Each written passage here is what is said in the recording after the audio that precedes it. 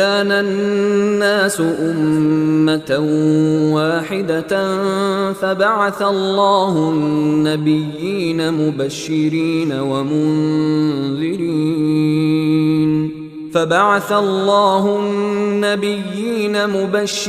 ومنذرين